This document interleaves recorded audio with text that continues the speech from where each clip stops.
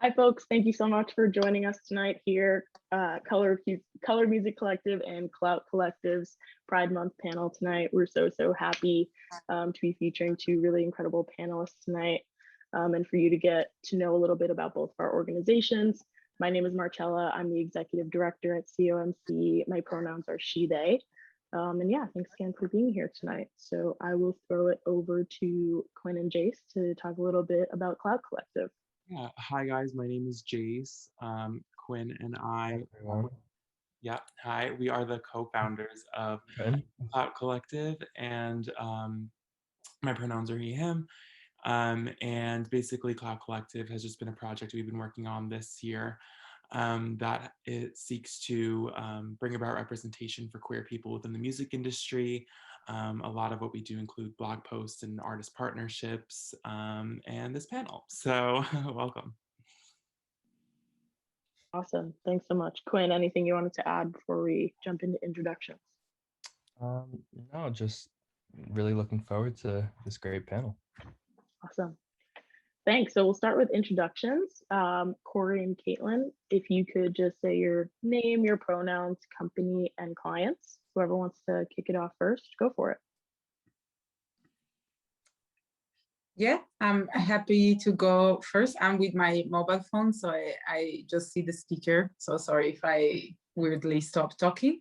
Hi, everyone. My name is Cori. My pronouns are they, them. I recently joined FUGA and as a support manager, and I'm based in London, but I'm gonna move to Amsterdam in autumn. Hey guys, I'm Kaitlyn Parmenter, pronouns are they, them. I run a artist management inspired digital marketing agency called MediaRow that's based in Nashville. Very cool. Thank you both so much for being here. Super excited. So we'll just jump right into our discussion questions. And for our audience here, if you have any questions for our panelists, you'll actually have the opportunity to ask them yourselves right after our discussion questions towards the end of the panel. So if you look at the bottom of your screen, you can throw those in the Q&A box right there, and we'll pick a few, and you can use your audio to ask our question or ask our panelists directly. So for our first discussion question, Kaitlyn, would you want to kick us off by telling us a little bit about your journey in the music industry and how, if at all, you feel that your gender identity has played a part in that journey? Yeah, sure. So I got my start in the industry, went to Belmont here in Nashville, and then right after school, started working with activists, artist management, really started the management space, artist development space, worked at Starstruck Entertainment for a little bit, and then actually in the past year, started MediaRow. So, it was a bit crazy maybe to start a company in COVID, but I think that the digital space is ever changing, and it's one of the most important things that an artist needs service-wise these days. As far as gender identity, I feel like I've always known that I was non-binary, and I probably cut my hair like 3 or 4 years ago, and actually just recently had top surgery 2 months ago. So I think in the past year, it's been the first time that my gender identity within the music industry and within people that I work with has actually really started to come into question and really be talked about openly. So I haven't, I'm saying that in an honest way of like, this is new. And, using pronouns, talking publicly about top surgery. I mainly wanted to do this panel as kind of like one of the first ways of being like, yeah, I work in the Southern music industry, and, in Tennessee, which is a state that's not awesome with anti-trans laws and LGBT legislation, and it's still totally possible to have a great career. And I think it's just about finding the people around you that support you and will champion you, and always taking the chance to do that for other people too. Very cool. Thank you so much for sharing that. Of course. How about you, Cori? I'm originally from Italy, and my background is actually in literature and philosophy. That's what I studied for a big chunk of my life. Then I moved to London, and I studied a MA in music business management, and then through internships, I then managed to start my career in music. And it all started with publishing at Cobalt. So I've been there for 2 years, managing their catalog in Italy. So liaising with Italian collection societies and local publishers. Then I moved to Avo, their label. And I've been there for 2 years as well. And there I was in the support team, but also wearing different hats with marketing, branding for artists, like working closely with artists and their campaigns. So it was a bit of a broader role. And in the meantime, I also managed 2 independent artists for 3.5 years. So definitely was a full-on experience in London and starting off in music. And I guess that a bit as Kaitlyn said, I always knew, you know, I am trans and non-binary. I always knew that, but definitely moving to London first thing really helped me start my journey in recognizing myself, because in Italy it's still quite a tough environment. And in London, I think it was the first thing was like being free to be, because, you know, it's just so diverse that you kind of are allowed to explore. And then I came out publicly and within the workplace last year in July. I think that obviously 2020 gave us all a good opportunity to actually deal with a lot of things. So it's been really weird because you know, I've always been very active in everything that was around diversity and inclusion, but again, I wasn't really open about me, and I've actually been in the closet for a long time, but then I started to realize that I couldn't really find myself in all the, you know, women focus groups or events, and that I think it started to then trigger a series of thoughts. And since then, I started to be very open about pronouns conversations and about trans and gender diverse identities, and very vocal about it. And yeah, it's been amazing. And that I think also reflected on working with artists, especially my time in AWOL, which identify as trans or non-binary, or just within the LGBTQ I+ community. And that really helped my journey, I guess, see myself in artists who have, you know, who are expressing themselves through their music. It's been pivotal, I must say. Yeah, And it's really inspiring hearing you talk about that, especially with, I know a little bit about the culture in Italy. My mom was raised in Sicily and immigrated here when she was younger, and I was raised in a very Sicilian American household. And like you said, it's, you know, doesn't necessarily feel like the culture there is as welcoming as it should be yet, on its way. But yeah, so it's inspiring to hear you sort of, you know, grow through that journey, and now you're so vocal about it. So that's Yeah. awesome. Thank you. Yeah, thank you so much for sharing that. So the fight for equal rights and representation for both transgender and non-binary folks is alive and well in the music business, and essentially every other industry too. Every day we see governmental and societal pushback against transgender people joining the military, trying to play sports, and sometimes a complete refusal to acknowledge someone's pronouns. Where does the music industry most need to experience growth to be a safer place for transgender and non-binary folks? And how do you personally advocate for that growth? And what is some advice for rising professionals trying to do their part for the LGBTQ community? Yeah, I can start off again. So yeah, I think that it's an ever evolving fight, and I think that it's going to be one no matter where you live to an extent for years to come, which is hard to sometimes wrap your brain around. I think that in the times that I felt the most comfortable is when I have interacted with companies or individuals in the music industry that don't use overly gendered language. Like they're very open with asking, what are your pronouns? What do you go by?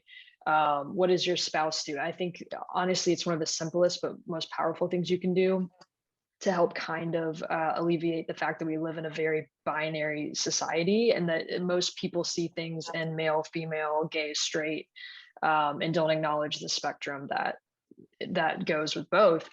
So I think companies, what they can do is, create support groups for your employees, show your employees what you're doing to support, the LGBTQIA plus community, whether it's organizing a group to walk at Pride, or whether it's, making employees aware of events like this to help educate everyone. And I think as far as rising individuals in the industry, I think just it sounds cheesy, but just being as open as you can with yourself, because I think for me, one of my biggest challenges has been forcing myself to be open. And I think one reason it's easier to do so is because I know some younger people that are trying to kind of like form that narrative with themselves. And I think the more that people publicly do it, the easier it is for the people that are coming up behind us to do it. Love that. Thank you so much for sharing. Cori, do you want to step in? Yeah, definitely. Again, very much alike, Kaitlyn. I think that from a company perspective, actions that seem small can make a huge difference. Again, as cheesy as it sounds, but like just familiarize with pronouns, just familiarize on how, it's easy to always assume the identity of people. And I guess just focusing on educating and training, the employee populations across all levels to understand that, you don't have to be out to be trans or gender diverse. There are a lot of people that still don't feel comfortable, safe coming out. So definitely showing, showing respect of the diversity of the gender spectrum is definitely something that can help, both from an internal perspective, but also for from a client perspective, so adding pronouns in the signature is such a powerful action to do actually, and it has way more resonance than it may seem. Again, education, promoting conversations like this, it's very important, because obviously the more you talk about it, the more people familiarize with the lingo, with practices, and it's just like very positive. And I would say, if it's possible, probably to support local charities or local educators from the trans and LGBTQI plus community to actually educate the employee group. Like, that's always really nice. And for people starting out, I would say, first of all, a bit as Kaitlyn, I feel like coming out to start, kind of stepping up and be part of that energy of people that were before me that allowed me to be in this position, to have the privilege to come out so easily, in a certain way, so I definitely wanted to start acting as a echo chamber for everyone who came out before me and that is willing to come out in the future. But definitely I would say, take your time and do it when you feel safe to do so, because obviously there's a lot of work, and it's also, there is a lot of emotions in going on in your day-to-day life after you come out. So definitely take your time, do that when you're 100% sure and safe to do so.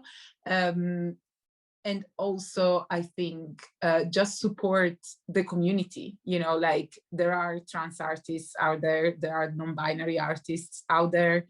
And once you discover that world, then you just feel so empowered and inspired, and I guess you just see yourself, so you feel you just feel this joy and this power of wanting to be part of this movement. So definitely support the communities of professionals like Qlout and Color Music Collective, but also artists that then will connect you to a whole other universe. So these are my tips.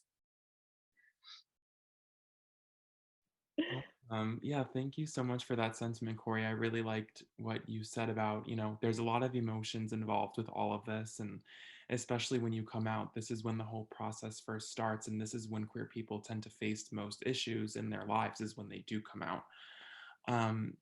And segueing into this question, so during Pride Month especially, we see a lot of corporations partake in rainbow washing while failing to make actual changes and failing to actually better the lives of queer people. So how can either of you, see companies, major labels, publishers, agencies become better allies in creating this corporate safe space for specifically trans and non-binary folks? And are there any specific companies that you've noticed are on the right path, or have you seen anything, that you've really liked from certain companies fostering that change? Kaitlyn, if you'd like to start. Sure. Yeah, I love the term rainbow washing. I've actually heard it for the first time this Pride Month, and it's so true. But I think it's more about what you do every other month. I think that, what frustrates me is when I see companies drop like a pride shirt, or they just put like a rainbow filter over everything, and it's like, happy Pride Month, we celebrate the LGBTQIA plus community, and then July 1, you can tell that all efforts that they might have actually made during Pride Month are not sustained. So I think, I can speak to one different side of it too, and I'll let Cori kind of speak to the company side, because I work in social media marketing, digital marketing with artists. And so I had a few conversations with my clients this month, because, the question gets asked, like, all right, it's the first day of Pride Month, should we post about this? Should we post about this? And my advice was like, look, if you have the history of being an ally, you should publicly talk about if you have a platform and you can use it for a positive thing. I think that's always a great thing to do.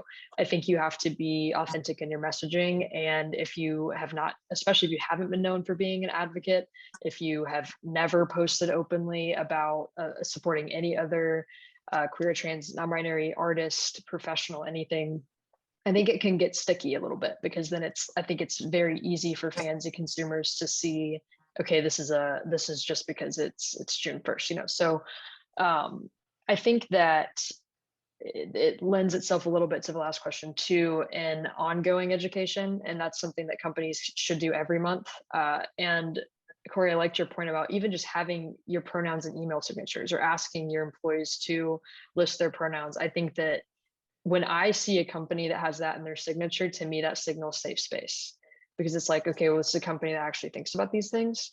And so I think it's just about using Pride as a touching off point for like, hey, here's where we stand right now with legislation. Here's some issues that are going on. Like, here's a safe support group or people you can talk to within the company, within HR, within whatever, if you are struggling with these feelings. And by the way, here are extra initiatives we're rolling out during Pride Month, not just we're dropping an apparel line, or, we're doing a concert series with LGBT artists, one time during the month, and that's it. Totally. Cori, if you'd like to jump in as well.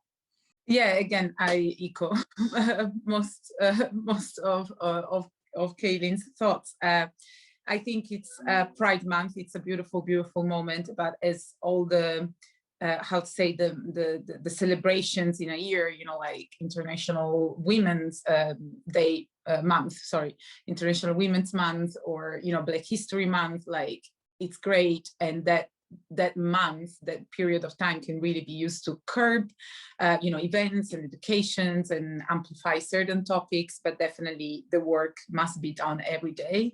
And I guess another important things to keep in mind is that supporting the trans, non-binary, and gender diverse community should be always like an intersectional work as well. So definitely something like that should be done all the year long, keeping in mind all the other topics that still need to be addressed in order to make the industry more inclusive. But I think this goes beyond the music industry itself. It's just like a general thing. And I guess two things that, again, like, if you have a roster diversify it and support artists that are trans and non-binary, just like try and, you know, really make them shine and have a platform to share their message. And likewise, tell the stories of your employees if, you know, they are willing to do so. So really like celebrate, because in the end, Pride, yes, it's a celebration month, but then always put a bit of education, because, you know, there's still a lot of work to do, and it's still a riot as much as it was years ago. Because as you touched upon briefly, you know, I guess a way to do so is like reminding people that, you know, in a lot of places in the world, it's still very unsafe to be part of the LGBTQI plus community, or that trans people literally have no rights, or that, you know, every day I experience dysphoria because I cannot choose my gender in a survey, or, you know, because my documents will probably never reflect my identity unless, you know, I transition in a binary way. So like these little things, all the issues around sports and especially in a US environment, like the day-to-day reality of things. So just not, you know, boxing something on Pride, but realize that trans people live every day and they exist every day and challenges exist every day. And we need support every day, and especially trans kids and youth more than ever. So use this energy to actually support the community and the young community, I guess. And I think from a personal experience, I think that someone who really uses his platform in a great way is Ollie Alexander from Years and Years. I'm a huge Years and Years fan, and I'm obsessed with Ollie Alexander. But actually, I think he's really one of the artists who used his platform to broaden the discussion, to talk about trans rights, to talk about, you know, the Black queer community and their needs and their challenges, and even just using, you know, the Glastonbury stage every year to have a very straightforward speech. And that, you know, helped me starting my coming out journey. And I guess more artists like that, which yeah, managed to have that big amplifier, are committed to use it every day of the year, and to actually look at the community as a whole. It's great. So yeah, that was my example. Absolutely. And I want to, you know, thank you for speaking to the sort of compartmentalization that happens. You know, I see it a lot with especially transgender folks, and I'm not transgender, so, you know, I don't understand in that way, but I know a ton of COMC's audiences, as I'm sure Qlout's is as well, and can definitely really relate to feeling, you know, that dysmorphia that you spoke to. That's, you know, thank you for speaking to that. And I know we spoke a little bit sort of to how rising professionals in music can sort of do their part to be stronger allies and advocates, you know, in terms of social impact in the music business. But what is your advice more specifically for rising LGBTQ plus folks who are trying to break into the industry and, you know, get their first job, maybe out of college, or maybe who don't necessarily have access to a college degree? I think that's a really real question. And a lot of, you know, my boss at Sony has never went to college, and I think so some of that advice that may trickle down doesn't necessarily apply to some of the younger generation. So I'm curious to hear from both of you what your advice is. Sure. Yeah, I think it's seeking people out and not being afraid to ask for a phone call or for a coffee meeting, or just general advice on, you know, I'm trying to find my first job. Maybe I didn't go to Belmont or MTSU, or, you know, NYU or one of the big schools, and I, you know, I have experience in it or I have no experience in it, and where do I get my start? I think it's a scary thing to do, but I think that was one thing that I'm so glad I did, is just kind of shoot my shot in a way and reach out to certain people that I knew were allies and maybe weren't even queer, but you know, like Tracy Gershon, Leslie Fram, two of my heroes, and they have a long-standing history of being a huge female ally, you know, queer allies. Like they started Change the Conversation here in the States to address gender and racial inequality in the country music community, most specifically. And my relationship with them started by me asking if they'd hop on a Zoom with me and just give me some advice. And that turned into, you should meet this person, you should meet this person, and you should meet this person. And I think just don't be scared to send an email. And if the worst thing that happens is they don't respond, they don't respond. But it could also lead to someone that ends up being a really big part of your career and your support group. Yeah, definitely. I love that. Worst thing, they just don't respond to you, so which is fine, you know, nothing really bad happens.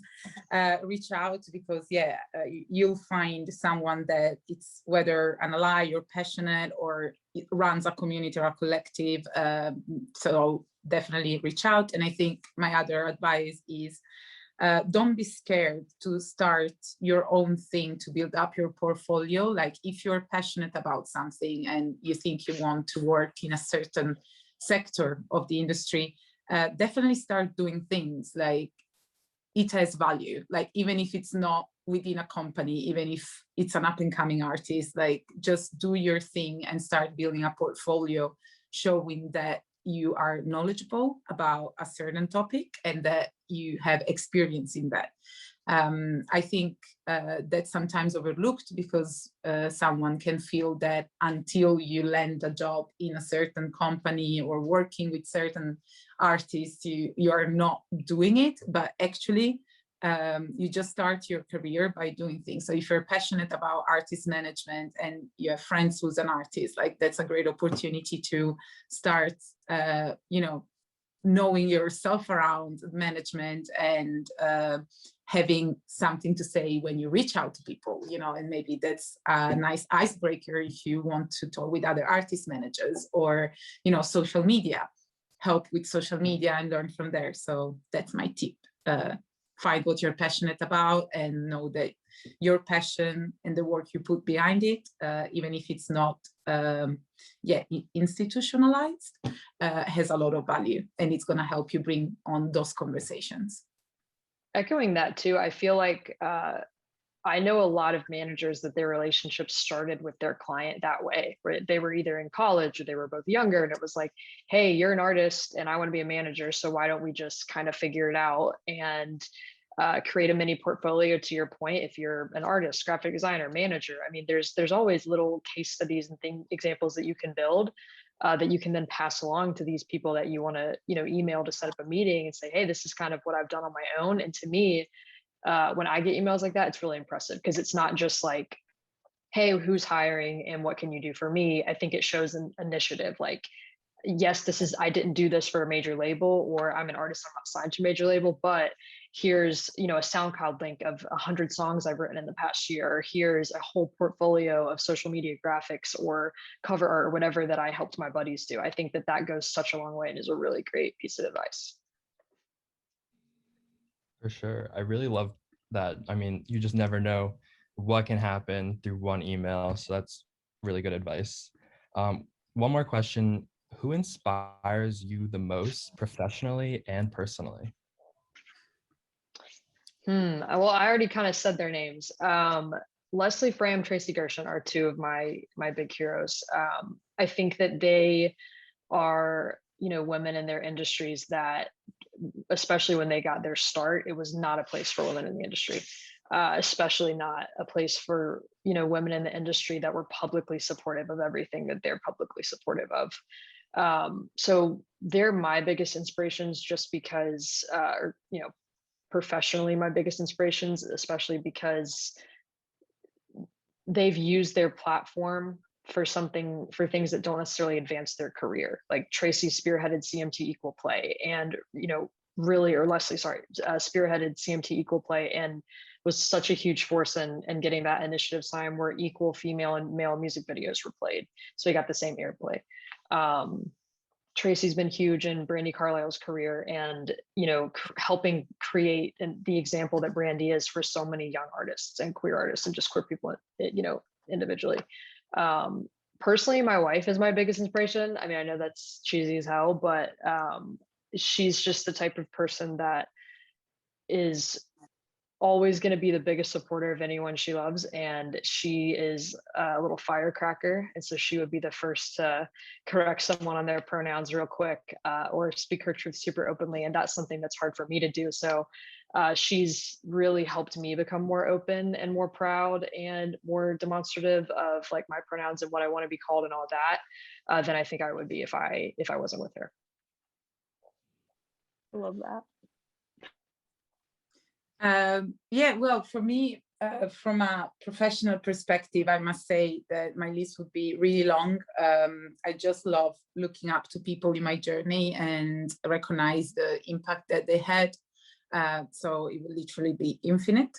But overall, I think I've been lucky enough to find amazing humans in the workplace that really supported me, or that they were championing other very important conversations. So definitely all my colleagues, like a lot of my colleagues so far, or managers, have been an absolute source of inspirations. My mentor, it's very important to find a mentor as well, which I'm never tired of saying, my mentor is a cis white straight man, you know, but he's the one who supported me, who made space for me, and who was there for having a conversation. So also I would say don't ignore that, because you know, there are great allies out there, and they really can make a difference in your journey. From a personal perspective, again, I think artists, beyond Holly Alexander, I always found a source of courage and inspiration in artists. Like, you know, when still I wasn't able to name my identity, you know, someone like Placebo would help me navigate all of these, and they would make me feel less alone in that. Most recently, I highly recommend to follow DJSB. They are a fantastic non-binary rapper from Toronto. They are an absolute force of nature. Clear Mortifi, he is such a joy to listen to. His voice is fantastic, and again, he offers a platform to support people. So artists overall really ignite something in me, and they really inspire me a lot also to be more vocal about it, not through music, but through events and mentoring and workshops and whatnot. And then again, I'm really, really privileged because I have a family and a partner that's really supportive. So obviously having them backing me up, it's quite important. Love that. Yeah. Also, just want to mention, I also love Ollie so much as well. So we're here together. Yes. Awesome. Well, I guess another discussion point that I'd like to ask you both today is, how does identifying as LGBTQ affect your relationships when working with other queer or genderqueer artists versus, you know, heteronormative or cis artists? Yeah, I'm happy to jump on this. I guess it just opens up, you know, common ground when you deal with artists that whether are part of the community or identify as trans and non-binary. Like, I guess that when you open up and they realize that they can speak with someone that understands for real where they come from, it's just a whole different way of working. I think it's just like you just gain, like, your relationship just, you know, moves from 0 to 100 in a very short period of time because you share something so deep. I think it really helps in that sense when you're out to provide artists and clients with that sense of security and safety. And I think that then you just start, you know, champion each other, and what comes out, it's quite awesome. And obviously you as a professional, you know, you can really root for these projects from the inside and provide them with the platform that they deserve within your company, whatever it is. So definitely that's one thing. And I guess that it's important to educate cis straight people, because then they can create a similar experience. So I guess, yeah, that's absolutely so crucial with your relationship with artists and clients, for sure. Yeah, I think echoing what you said, I think it's it allows you to form somewhat of a deeper relationship, I think, just because I think when you are working closely with someone that has commonality with you, and I mean, again, it's the little things. I think I was speaking with someone the other day. I was like, I don't think the average person understands what a non-binary person goes through on a day-to-day basis with constant choices. It's like, which bathroom do you use? Which, people will say they'll misgender you. And sometimes you're like, oh, it's fine. And other times it's like, I felt bothered by that. You know what I mean? So it's like, I think working with other professionals or with other artists that have a shared experience or can at least identify with it in some way, I think it makes you want to work harder for each other and support each other. I think that it helps you understand the project better. If you're on the professional side, I think you just get better results with your relationship and the performance of the music if you have that in common. But to Cori's point too, I mean, a lot of my biggest allies are, white straight people too. So I think that you don't have to only look for allies and people that are the same as you, or only look for artists to work with that are the same as you, because I think that two of the clients that I work with, Michael Franti and Jennifer Nettles, they're huge allies and have been very vocal throughout their career about the need for more protection and greater equality for LGBTQIA members. So I think it's just trying to find shared experience with as many people as you can. And like Cori said, educating people along the way and educating yourself along the way by, reaching out to people that are different from you, but you can still learn from.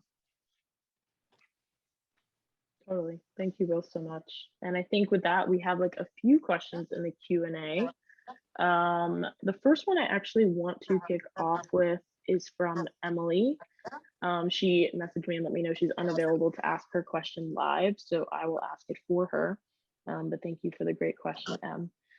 So Emily asks, how does queer, non-binary, and transgender representation in industry leadership impact artist representation? Whoever wants to take that, or both of you, go for it. Yeah, Cori, I'd love to hear you field this one first. Yeah, well, I think that this goes with all the minority groups. Like, it's very important to have people in a position of power that represent a certain community. I'm not saying it's like, a highway to success, or, like it's not that, but definitely, it makes sure that a certain narrative is respected and valued and amplified. So it's very important, and definitely, I guess there's still a lot of work to do across the board. So from, different perspectives, not only trans and non-binary perspective, but you have a very good observation point, Emily, like that he's important and that would make a difference, definitely. But I guess that we are working towards that. Not quite there yet, but we are working towards that. And it definitely can help fostering the career of artists and young professionals within that community, for sure. Totally, yeah. I think the more members of our community that are in positions of power, they're always going to have a more direct pipeline to other people in the community, right? Because people be reaching out to them. Like, we're encouraging, younger people to do younger professionals and artists. So I think that they'll just have more access to hearing about and discovering new talent on the artist and professional side. But to Cori's point too, a certain narrative gets enforced and there are certain blinders that get removed, I think, as more people of diversity are put in positions of power. Absolutely. Thank you both. And thanks again, Em, for the question. Our next question looks like it's from Peyton. I know she said she's outside, so her connection may be a little spotty, but Peyton, did you want to ask your question? Oh yeah, can you guys hear me right now? Yes, Yeah. thank you. Yep. Okay, yeah, I had a question specifically for Kaitlyn. I was just wondering what it was like going to Belmont while also being in the community, because like Belmont was one of my top choices when I was looking at colleges, but then I saw Southern Baptist affiliation and it immediately brought me back to when I used to go to a Southern Baptist church and there was just a lot of homophobia.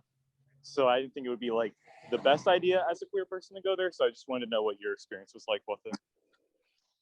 Yeah, I'll say I did not have any like outwardly horrible experiences at Belmont. I think Belmont, while yes, they have, you know, a religious affiliation, I think that it's also a super huge melting pot. I mean, there are definitely people that are there that are hyper religious, that are there studying to go to seminary, or that are, you know, definitely maybe not the most gay friendly people. Oftentimes, but at the same time, I met most of my best friends there, and it's also a melting pot for artists, creatives, people in the industry, because it just has that reputation of being a great school to go there. My advice though, honestly, is no matter where you go, you just have to find your people. No matter what school, what state, what city, there will be like-minded people. And I think that you just have to kind of put yourself in the position to find them, and that you can have a pleasant experience anywhere. Great, thank you. Of course. Awesome. Thank you so much for sharing. I believe we had one more question from Angela. Is Angela able to come on and ask, or? I don't think she is, Okay. but did you want to take that for her? Yes, definitely. So Angela had asked, what can we do to actively support the trans and non-binary communities, specifically in the music industry? I'm happy to start on this. I think be open to have conversations and be open to be the one leading on these conversations as well. So, you know, maybe you can start within your workplace, the conversations around pronouns, like everything we kind of discussed before, like really start championing let's say the basic pillars of the community. It's already of great help. Support artists of the community beyond Pride Month. That's another one. And I guess really just keep the conversations going and avoid kind of a roller coaster trajectory of things, for which if it's a Pride Month or if something most of the time dramatic happens, then there's like a huge spike in awareness and then it goes down again. Like I'm thinking, for instance, you know, when Sophie passed away, in that period of time, for me was quite challenging because obviously, you know, Sophie, so it was quite shocking. On the other hand, I was seeing such an energy, you know, on social media and, you know, like from people not necessarily within the community. And I was like, this is great, but can we please not wait for someone to die to show this energy? And you know, so I guess that would be great to really celebrate the community and support the community on a more consistent daily basis. It's awesome, and acknowledge them and make them speak. You know, like obviously having allies, it's great and it's very important to lead the way. But then if you have a platform, if you have an opportunity, make trans and gender diverse people share their experience and share their truth, and that would really help the community to thrive and, you know, build their way and their place in this environment. Yeah, totally. And adding to that, I think not being scared to ask uncomfortable questions. And I mean, I think that if you don't know how to use non-gender language, if you're like unsure how pronouns work, or you know how to use them in everyday conversation, just ask or do your own research, right? Like, no, like I think it's exhausting sometimes to feel like you have to educate everyone about yourself, because I think, you know, my experience being so new in this this journey, it's like there's so many questions that I haven't even figured out yet, right? So when people kind of hit you with the barrage of questions, sometimes it's like I'll let you know when I figure it out. So I think being willing to do the work yourself and reading articles online, watching videos, looking at people that are openly out and how the language they use around themselves. And I don't know, I think just putting in the work on your end, asking the hard questions, and then being committed to making it something you think about daily. And okay, instead of husband, wife, I might say spouse or partner. Instead of just assuming someone's gender, really taking the time to try to train yourself to not put someone in a position that they might not be comfortable with, and choosing, one box or the other. Awesome, thank you both. I saw one more question from Mia, but I'm not sure she's available to ask her question. So, sorry, I was just giving her a second to respond, but I'll ask it for her because I think it's a good one. Do you have any advice for indie, non-binary, or transgender artists who are struggling to find the right team / management? Yeah, I can take this one. As someone that has a management background, I think that choosing a manager is literally one of the most important decisions you'll make in your entire career, especially because of the length of the type of deal. It can quite literally make or break your career. So I think make a wish list of managers that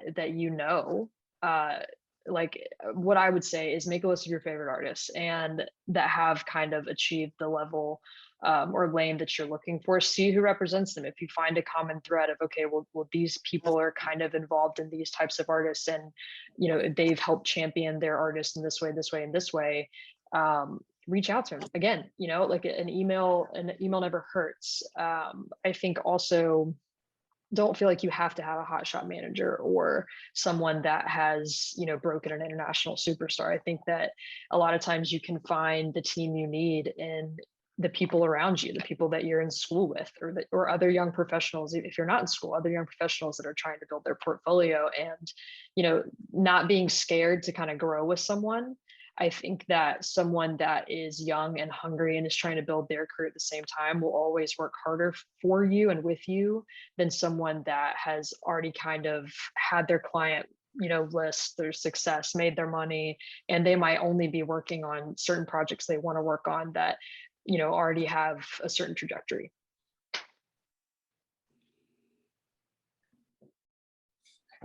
Cori, anything to add to that? Yeah, it's definitely that. Like, look around you. Friends can be your team again. Also, be mindful that no one will ever really care and believe in your project as much as you do.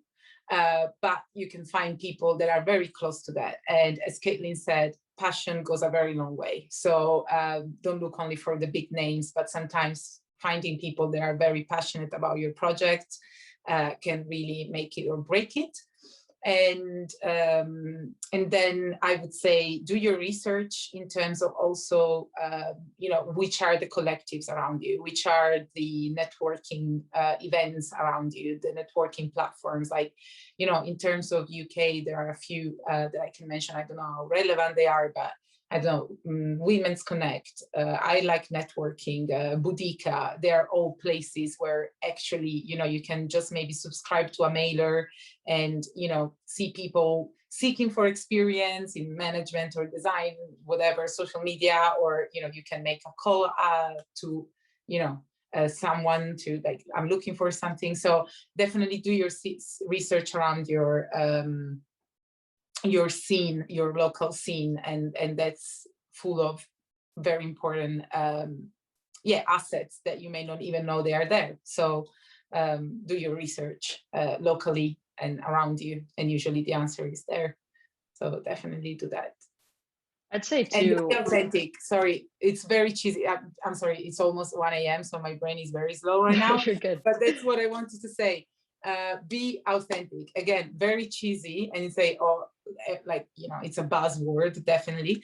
But if you're true to yourself and your message, people will notice that, and people will get passionate about you and your project and why you're doing that and the stories you're telling. And, it's not going to be easy, but definitely on the way, you're going to find people that will resonate with that and that will be willing to, jump on your train and help you with the project. So when I say be authentic and true to yourself, is, you know, take the time to sit down and really understand who you are as an artist and what's the message, what's your mission, what's your priority. And really, even if it takes some time, but once you lay those grounds, then it's way easier to build a team, because you can find people that resonates with your own truth and are then passionate and hence willing to help you enhance in your career. Totally. And the last thing I want to add on that question, don't feel like you have to have a manager day one, or that you have to immediately start building this team of 10 people around you. You know, like Cori said, you should always be working the hardest on your own project, because you should be the one that's most passionate about it, right? But you can find people that are very close to your passion and work level around your own art, but it should never be, you know, at the same level, because you have to want it more than anyone else. But I think too, start with your immediate needs, right? If you really need help on content, try to team up with a content person. If you need help on ads, team up with a digital strategist, and take it as far as you can kind of take it without getting management, label, other things involved. Just because I think, especially with, you know, the trans non-binary queer community, sometimes those types of relationships invite like them to have a certain level of feedback. And so I think, you know, to Cori's point, like really figure out who you are and what your platform and what your voice is, and be confident and secure in that, so that the people that eventually will start knocking on your door know that, like, okay, this is who they are, you know, this is what they believe in and don't believe in. And you've kind of laid that foundation, so you're not as moldable, if that makes sense.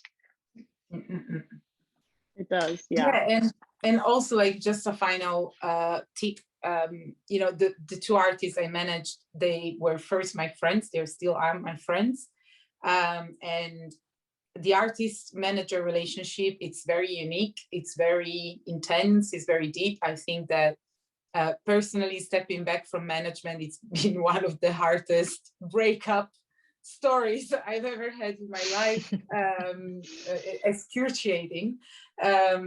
So understand that it may take time, because it's a deeply human relationship. So even if you meet a manager, make sure that, you know, you have a 6 months period where you get to know each other, and then understand if you're actually going to work together or not, because it's definitely something that you realize in the long run.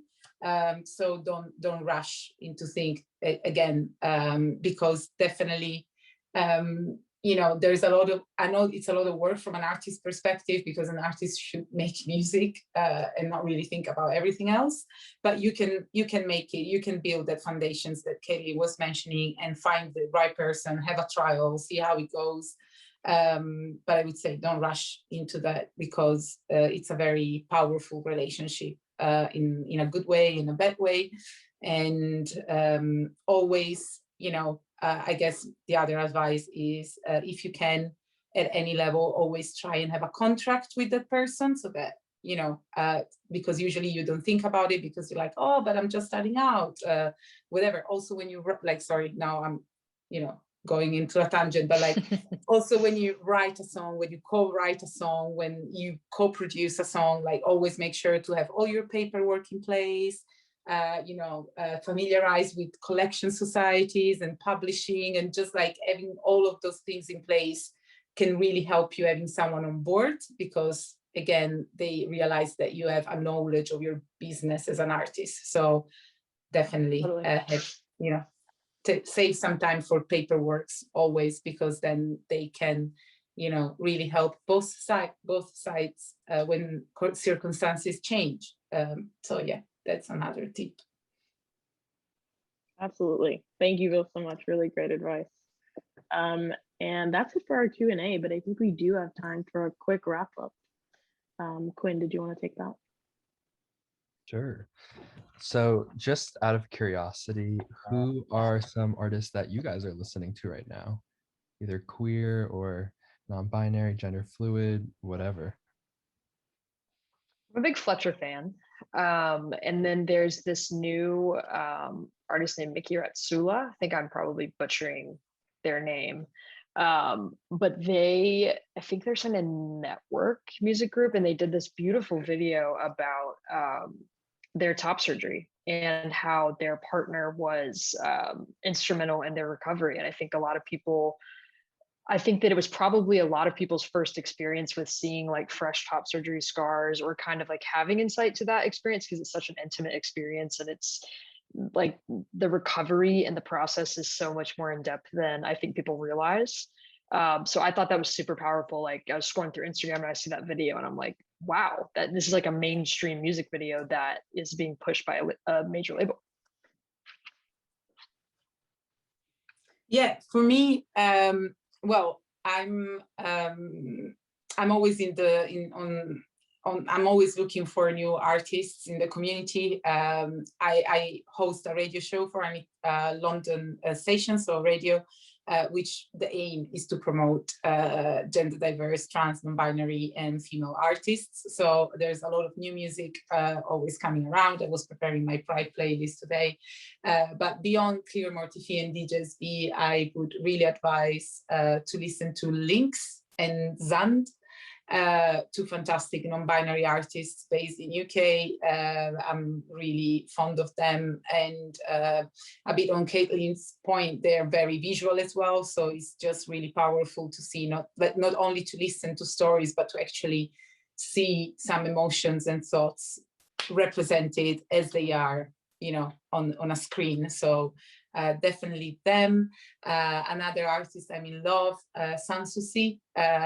She's an Italian Congolese songwriter based in UK, and she's amazing. So definitely I advise her music. And obviously my two sweethearts, Geist and Lolash, they are the artists that I used to work with, and I'm still a big fan, always in my playlist for sure. They're so amazing. I checked them out and I'm in love with Oceans so much. Yes. We love a fan. Yeah, I was gonna say, if anyone is, if you want to plug your artists in the chat, please feel free. We want to hear all of the music. Thank you both so much for the recommendations. But yeah, so that concludes our panel for tonight. Thank you both so much for just being so vulnerable, for joining us tonight, for everything. So seriously, thank you so much. And to everyone who attended, I did throw our usernames in the chat. You can follow along more with Color Music Collective at Color Music Collective. Quinn or Jace, did you want to close out, say anything about Qlout? Yeah, just, I mean, Jace, you want to step in? Yeah, sure. Guys, go ahead and follow Qlout. We're highlighting artists every week, basically. On our page, we do some live streams as well with them, interviews and whatnot. And I just want to thank our panelists today so much for being so, open and talking about, things that aren't always so easy to talk about. And yeah, I mean, I really appreciate it. So yeah, thank you guys. Thank you guys for putting it together. Thank you guys so much. Yeah. Thank you Awesome. for, creating a platform to host this kind of discussions. And it's been a pleasure to meet you all. And again, just, find your community. It's out there and we're being louder and louder. So all good. We got For this. sure. Thank you for staying up so late, Cori. Yeah, Cori, My pleasure. Get some sleep. My All right, pleasure. thanks again, everyone. Thank you guys. Have a good night. Thank Bye. you. Have a good night. You guys. Bye-bye.